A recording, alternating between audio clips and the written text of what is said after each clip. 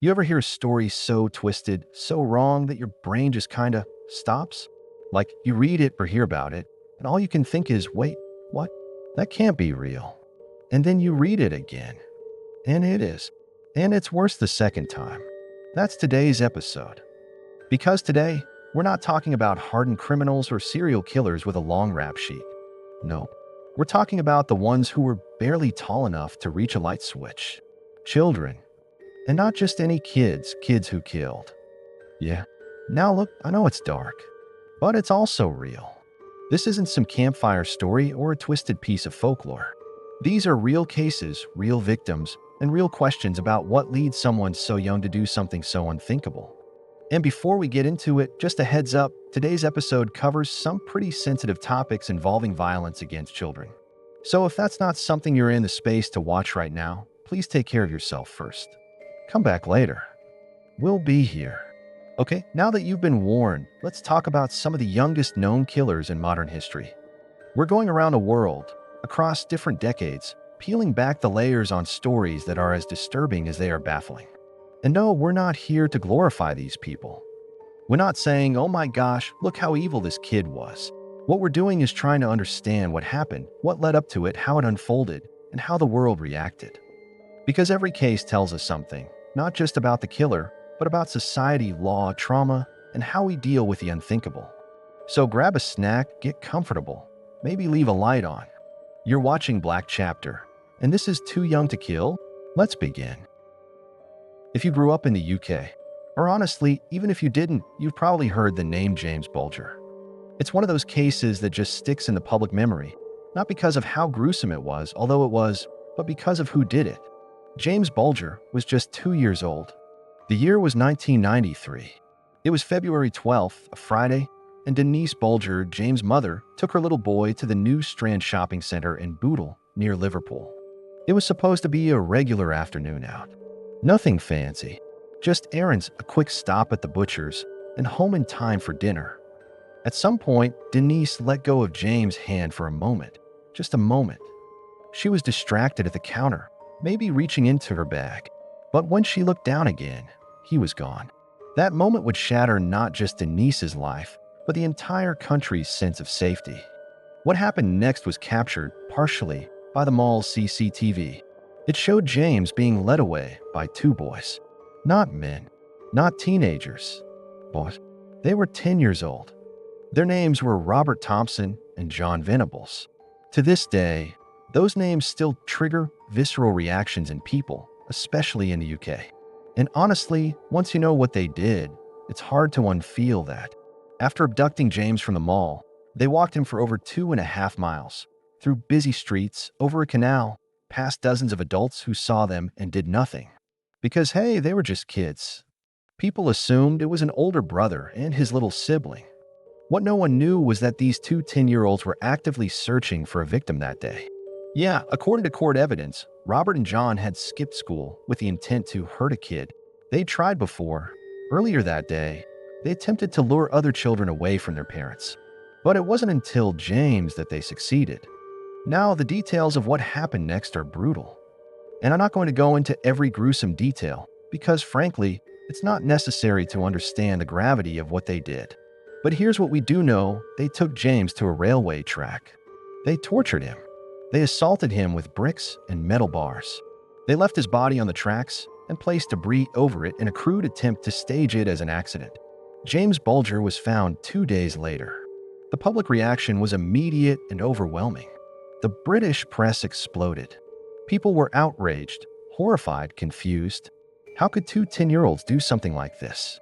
What kind of children are capable of that? During the trial, which began later that year, Robert and John were portrayed as cold, calculating, but also deeply disturbed. They were tried as adults, and the court called them the youngest convicted murderers in modern British history. They were sentenced to be detained at Her Majesty's pleasure, which is kind of like an indefinite juvenile sentence. In 2001, after serving 8 years, both were released on lifelong licenses, which means they're out under strict conditions with new identities and total anonymity. The British government granted them new lives to protect them from public retaliation. And that decision, still controversial to this day. John Venables has reoffended since, arrested for possessing child abuse images, which only reignited the public's fury. Robert Thompson, meanwhile, has kept a low profile. No violations on record. This case remains one of the most talked about crimes in British history, not just because of the brutality, but because it forced the whole country to ask, what do you do when a child commits murder? Do you punish them like adults? Rehabilitate them? Can they ever truly be safe in society again? And perhaps most disturbingly, how many more like them are out there? If there's one name that echoes through British true crime history like a whisper in the dark, it's Mary Bell. 1968. Newcastle, England. A gritty industrial city with a hard edge and harder childhoods. Mary Bell was just 11 years old when she committed her first known murder. Yeah, 11. Let me give you some background, because with Mary, it matters. A lot. She grew up in a rough part of town, Scotswood. Her home life was chaotic at best, abusive at worst. Her mother, Betty, was reportedly a sex worker who struggled with substance abuse. There are allegations, never officially confirmed, but widely believed, that Betty tried to kill Mary more than once during her early childhood. Think about that for a second. That's what Mary Bell came from. Now, that doesn't excuse what she did, but it adds a layer of complexity. On May 25, 1968, the day before Mary's 11th birthday, 4-year-old Martin Brown was found dead in an abandoned house. The cause of death wasn't immediately clear. There was no blood, no obvious injuries, just a small boy lying still on the floor. At first, police thought maybe he'd accidentally taken pills or fallen. But then, something didn't sit right, and things only got weirder.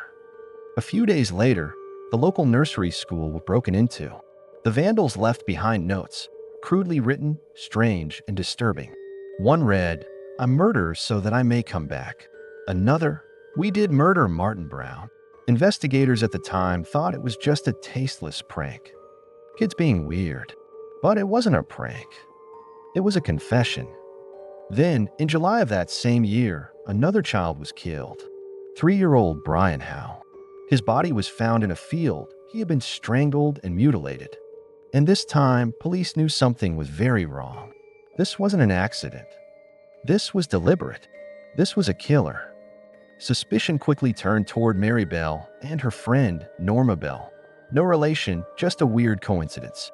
Both girls had been seen playing with Brian earlier that day. And Mary, well, she wasn't exactly subtle. She made comments about the murder. She asked Brian's sister if she missed him.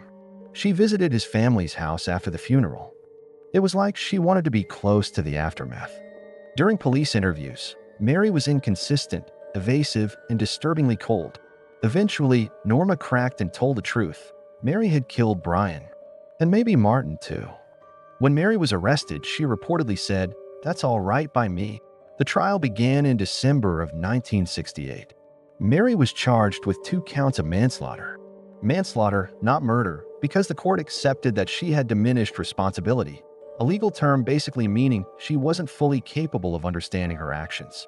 Psychiatrists described Mary as having a psychopathic personality, but also noted her intelligence and manipulative behavior.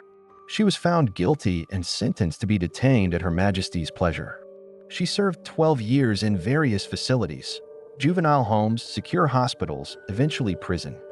In 1980, at the age of 23, she was released and given a new identity. Mary Bell is still alive. She's been protected by UK law, which even granted her daughter anonymity when she became a mother.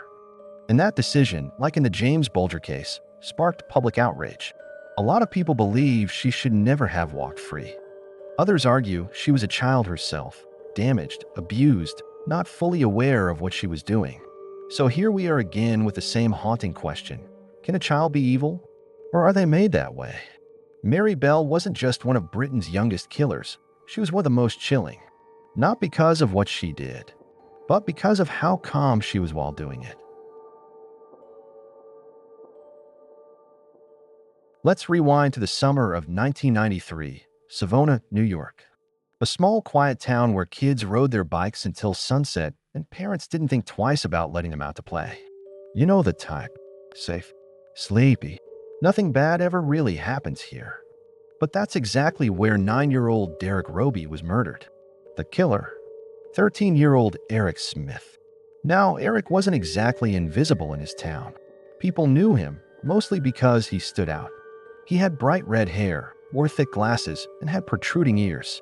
He was picked on relentlessly, bullied at school, laughed at by other kids, ignored by girls. His home life wasn't great either. There were signs of anger, impulse control issues, and developmental challenges. He was a powder keg, and in August of that year, he exploded. On the morning of August 2nd, Derek was walking to a summer camp program just a block away from his house. His mom usually walked him there, but that morning, she let him go alone. It was a tiny decision, one of those ordinary parenting choices that haunts people for a lifetime. That's when Eric saw him. According to Eric's later confession, he lured Derek off the path and into a wooded area near the park. There, he strangled him. He lifted large rocks and crushed his head. The injuries were brutal, and tragically, some were post-mortem. It wasn't a crime of passion. It wasn't an accident. It was rage, calculated and cold. After the murder, Eric went home, ate lunch, carried on like nothing had happened.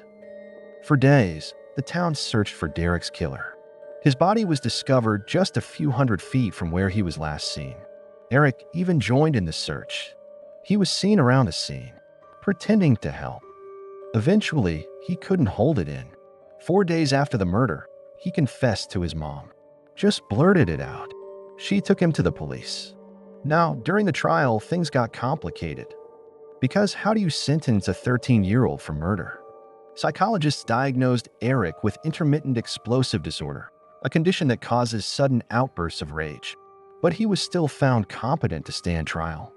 In 1994, he was convicted of second-degree murder and sentenced to 9 years to life. He was denied parole over 10 times. At each hearing, Derek's parents showed up. They spoke about their loss, their grief, their fear that Eric wasn't truly rehabilitated. For nearly 3 decades, they fought to keep him behind bars. And then, in 2021, Eric was granted parole. He was released in January of 2022 at age 42. The backlash was instant. Some people argued he served his time, he entered prison as a boy and left as a man. Others said it doesn't matter. He took a life, a little boy's life. There's no redemption for that.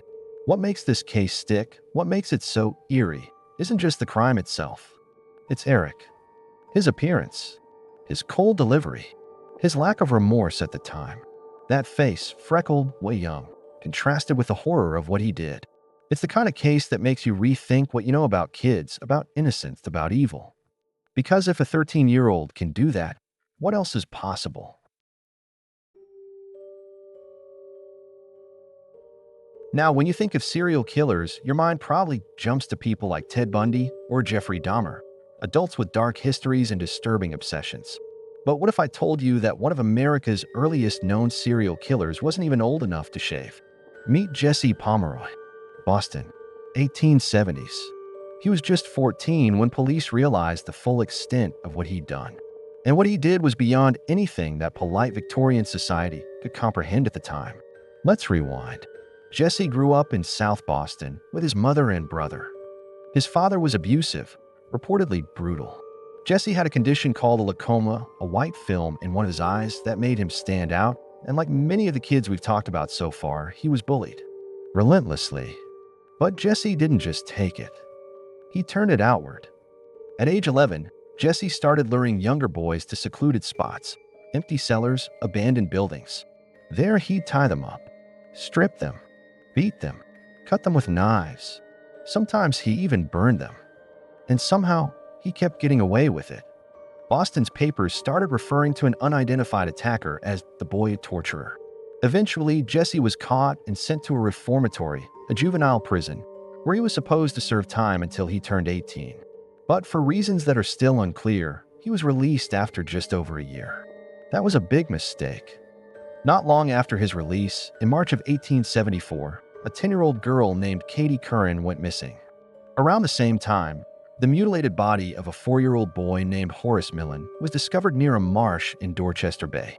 He had been stabbed multiple times, nearly decapitated. When the police searched Jesse's home and the shop his mother ran, They found Katie's body stuffed into a basement ash heap. He had lured her in, murdered her, and hid the evidence just feet away from where he lived. Jesse confessed. But during his trial, the question wasn't whether he did it. The question was, what do you do with a child who commits crimes this violent? He was convicted of first-degree murder and sentenced to death. But because of his age, 14, his sentence was commuted to life in solitary confinement. And here's the kicker. Jesse spent over 40 years in solitary. By all accounts, he never really changed. He wrote disturbing poetry, filed lawsuits against prison staff, claimed he was innocent. But mostly, he was just there, rotting in the dark. He died in 1932 at the age of 72. Jesse Pomeroy's case is still debated among criminologists today. Was he a product of trauma, mental illness, or something even darker? A born predator? One thing's for sure, he was one of the first children in America to force the justice system to confront the terrifying possibility that a killer could come in the form of a freckle-faced schoolboy. When it comes to the youngest people ever sentenced to life in prison without parole in the United States, Lionel Tate's name is usually at the top of the list. But what makes his story so unnerving isn't just his age. It's why he claimed he did it. Let's go to Florida. The year is 2001. Lionel Tate was just 12 years old. Big for his age. Strong. Energetic. Like a lot of boys that age, he was into professional wrestling, WWF, Monday Night Raw, all the dramatic high-flying moves, the larger-than-life characters. He watched it obsessively. His victim was 6-year-old Tiffany Eunuch. Tiffany was being babysat at Lionel's home while his mother, Kathleen Grossette Tate, a Florida Highway Patrol officer, was upstairs. At some point, Lionel and Tiffany started play wrestling. At least, that's what he claimed. But what happened was anything but play. Tiffany died of multiple injuries, a fractured skull, lacerated liver, broken ribs, and severe internal bleeding. Her injuries were so catastrophic that the medical examiner said it was like she'd fallen from a 3-story building.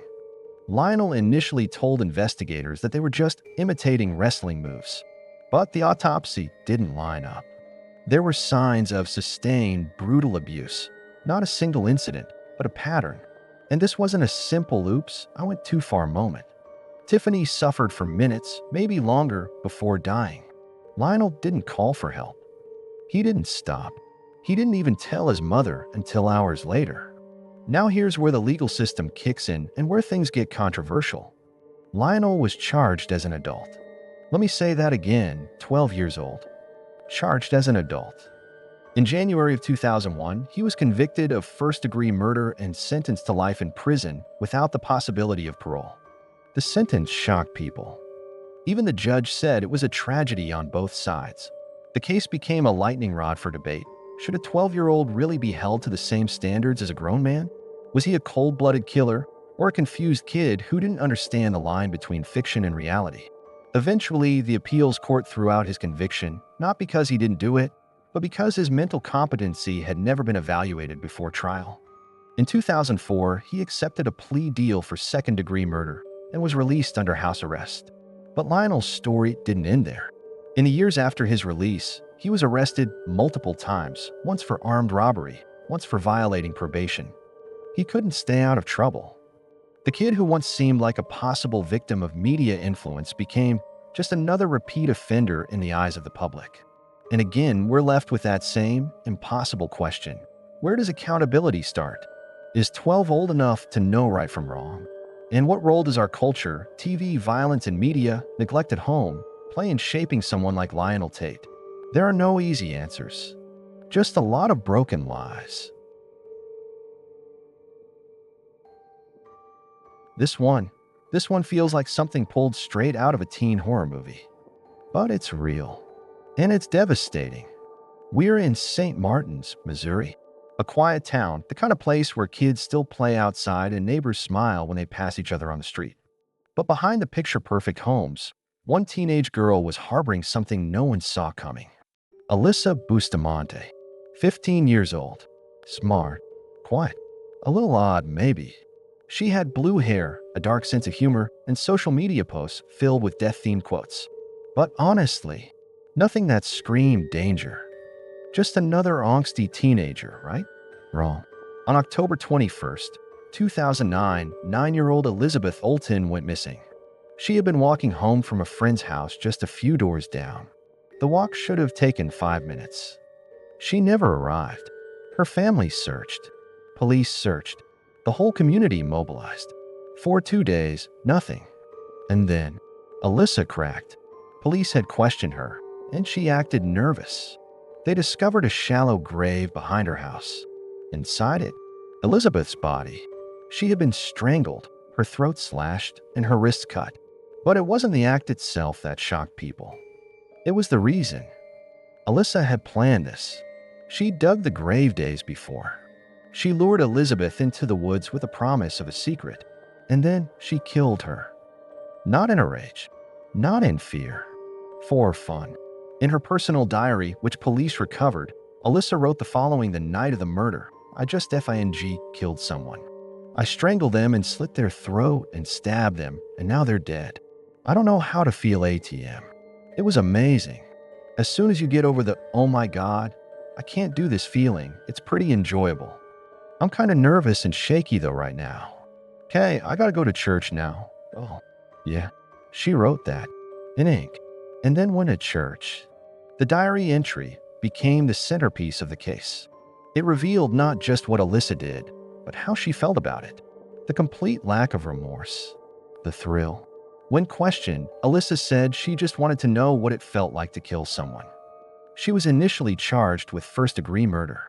The prosecution was preparing to try her as an adult.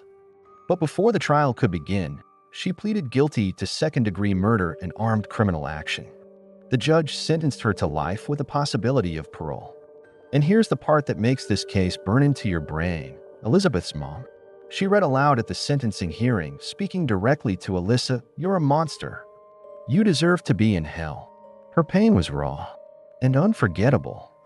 Alyssa's case raised huge questions about teen mental health, warning signs, and what happens when someone who's too young to legally drive decides to take a life for the sake of curiosity.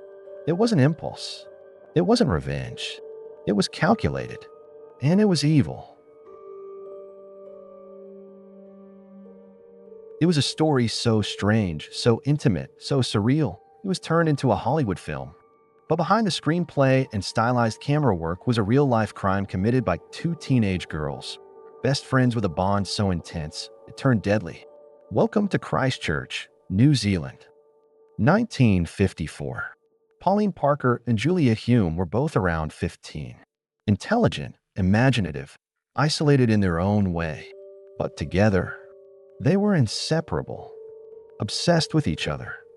They created fantasy worlds, wrote elaborate stories, and kept diaries that chronicled their growing detachment from reality. It wasn't just friendship, it was something deeper. Possibly romantic, possibly delusional. But whatever it was intense, consuming. And when Juliet's family decided to move away to South Africa, Pauline snapped. She didn't want to be separated. She couldn't be. And so she came up with a plan. With Juliet's help, she decided to kill the one person standing in the way of their together forever fantasy, her mother. On June 22nd, the girls invited Pauline's mother, Honora Parker, on a walk through Victoria Park. They brought with them a half-brick, hidden inside an old stocking. It sounds archaic, even silly. But what they did with it was anything but. They bludgeoned her. Over 20 times. When police arrived, the scene was gruesome. The girls were covered in blood. They claimed Honora had fallen and hit her head. But the injuries were too brutal, too deliberate. And then the diaries were found. Those entries revealed everything, the planning, the motive, even their deluded belief that they'd be reborn together in some imaginary kingdom. Their trial was a media circus.